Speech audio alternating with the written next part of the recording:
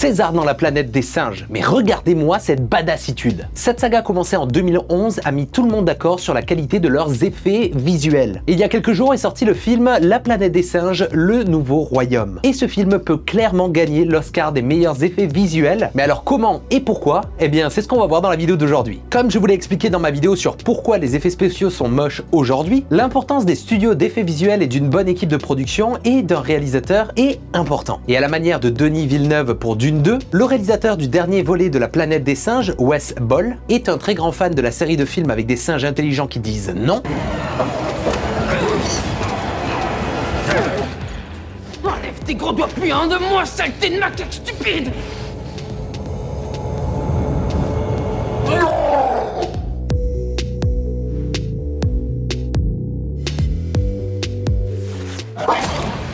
Et il a même déclaré « Je pense que c'est criminel que ces films sur des singes n'aient jamais remporté l'Oscar des meilleurs effets spéciaux. C'est dingue. Donc j'ai fait ma part du boulot pour que ça change. » Car oui, il a fait son boulot. Le film est magnifique et les techniques dedans sont bluffantes. Mais on en reparlera juste après. Et s'il a fait sa part du boulot, c'est aussi parce qu'il a lui aussi longtemps travaillé comme superviseur d'effets visuels. C'est un peu le poste de gérant entre toutes les équipes des effets visuels pour qu'il y ait une cohérence tout au long du film. Donc tous ces aspects techniques qu'il va y avoir en post-production, eh bien il les a bien en tête lorsqu'il va réaliser, que cela soit l'histoire ou même les plans. Il va pas faire des choses complètement abusées, il sait exactement le temps que ça va prendre, la technique et l'argent. Il va donc travailler intelligemment comme Denis Villeneuve. Et il a aussi déclaré I think people do not understand the level of craft and artistry that is involved in making these movies. That's the VFX, but that's also all the production work that we do, all the things we build, all those different things.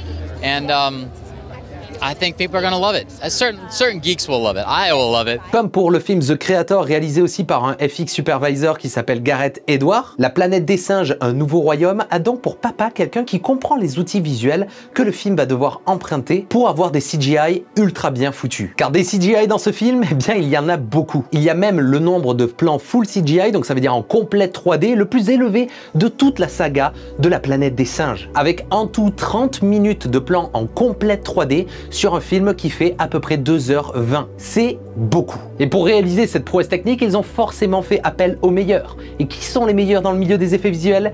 Eh bien c'est Weta, l'entreprise qu'a créé Peter Jackson pour la création du film Le Seigneur des Anneaux. Weta, ils ont l'habitude de faire vivre des singes en 3D et c'est eux qui se sont occupés de la saga autour de César.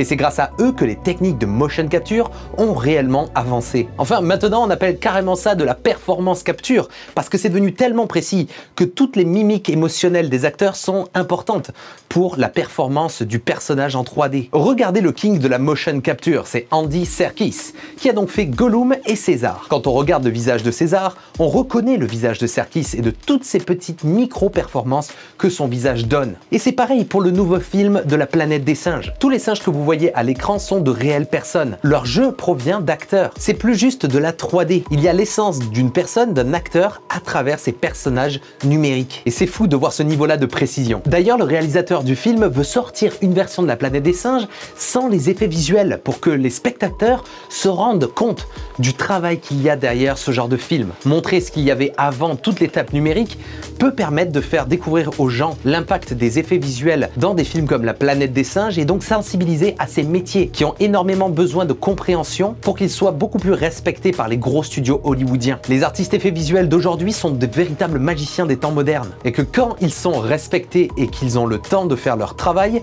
ils font des choses magnifiques comme ce dernier film La planète des singes. Et dans ce film, hormis la motion capture, il y a d'autres technologies absolument incroyables que Weta a apportées au scénario. Weta a travaillé sur le film Avatar The Way of Water. D'ailleurs, j'ai fait une vidéo dessus, alors n'hésitez pas à aller la découvrir parce qu'elle est assez intéressante. Ah, et aussi, n'hésitez pas à aller voir mon site internet Visual Campus. Je vais vous partager des techniques de 3D et d'effets visuels, alors n'hésitez pas à aller sur ce site pour nous soutenir et de vous inscrire en cochant bien la newsletter parce que je vais vous envoyer régulièrement toutes les nouveautés qui se passent dans le milieu des effets visuels, de la post-production et de la 3D. Alors n'hésitez pas, le lien est dans la description. Et du coup, Weta pour le film Avatar ont développé des techniques de simulation d'eau absolument incroyables. Cette technologie s'appelle Loki. Oui, comme le dieu nordique. C'est un outil extrêmement efficace pour reproduire le mouvement naturel de l'eau, que cela soit les interactions avec les corps solides ou même les petites bulles et la mousse que l'eau pourrait générer en mouvement. Weta, en travaillant sur autant de projets au fil du temps, ont développé des outils custom pour les aider à avoir un niveau de réalisme superbe. Et voilà pourquoi récemment ils ont sorti le Weta Tools, une sorte de compilation d'outils qu'ils ont développés au fil des années et qu'ils proposent comme ça à tout le monde. Et dans ce bundle, on va dire, d'outils, il y aura des systèmes de simulation de cheveux, comme vous avez pu les voir dans Avatar, ou même de muscles. Donc c'est très cool à eux de sortir comme ça des technologies qu'ils ont en interne. En général, ça, c'est de l'or et ils le gardent pour eux. Un autre truc aussi propulsé sur le devant de la scène et développé par Weta et qui a été utilisé aussi dans La Planète des Singes, mais aussi maintenant dans absolument toutes les productions que vous voyez autour de vous, eh bien c'est le Deep Compositing. Mais c'est quoi ce truc-là? Eh bien c'est le fait de pouvoir incruster des éléments 3D dans un plan réel d'une manière extrêmement efficace et super réaliste. Mais alors comment tout ça fonctionne? Eh bien le compositing, c'est l'art d'incruster des éléments 3D sur des plans réels en utilisant diverses techniques pour rendre l'image jolie. Et le compositing se travaille par plan, ça veut dire qu'on va travailler derrière, milieu, devant, en essayant de masquer des éléments, rajoutant des éléments un peu réalistes. Eh bien le deep compositing, ce que ça va faire, c'est que ça va transformer tous ces éléments qui sont en 2D en une espèce d'espace 2D 3D, ça va être de la 2,5D, qui va permettre de pouvoir déplacer les éléments dans l'espace pour qu'ils soient réellement, par exemple, derrière des plantes, un feuillage, des bâtiments. Et ça, c'est super utile, par exemple, sur le film La Planète des Singes. Il y a tellement d'éléments 3D à incruster que les artistes ont dit que sans le deep compositing, ils y auraient passé beaucoup plus de temps. J'allais dire des années, mais ils y passent déjà des années, mais vraiment beaucoup plus de temps. Et qu'est-ce que j'aimerais utiliser ce genre d'outil, mais malheureusement, c'est disponible que pour Nuke. Et je suis sur Adobe After Effects. Donc je suis dégoûté. Le dernier film de La Planète des Singes mérite son Oscar, pas seulement juste pour ce film-là, mais aussi pour toute la saga et les avancées technologiques que Weta a fait lors de la création de tous ces singes ultra réalistes. À travers des techniques de motion capture pour la création des singes, de la capture des performances des acteurs sur le plan du jeu émotionnel, Weta a révolutionné le monde de la 3D et des effets spéciaux en proposant toujours plus de résultats convaincants sur les films qu'ils aident à prendre vie. Je vous invite donc à découvrir la saga de La Planète des Singes si vous ne l'avez pas encore fait. Il fait partie des films en 2024 avec de beaux effets visuels, une bonne histoire et des personnages attachants et riches en émotions, alors qu'ils sont que des suites de pixels et d'images mis à la suite très rapidement. Alors pour faire écho à ma vidéo sur pourquoi les effets spéciaux sont moches aujourd'hui, eh bien au final c'est un petit peu faux. Au final, il suffit de faire les films avec le cœur et les effets spéciaux seront complètement invisibles pour faire place au film. Merci beaucoup à tous d'avoir regardé cette vidéo en entier et encore une fois, n'hésitez pas à aller découvrir le site Visual Campus.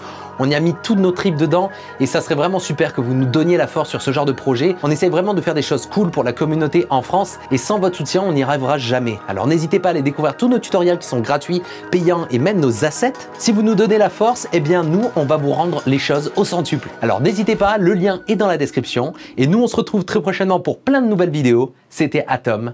Ciao.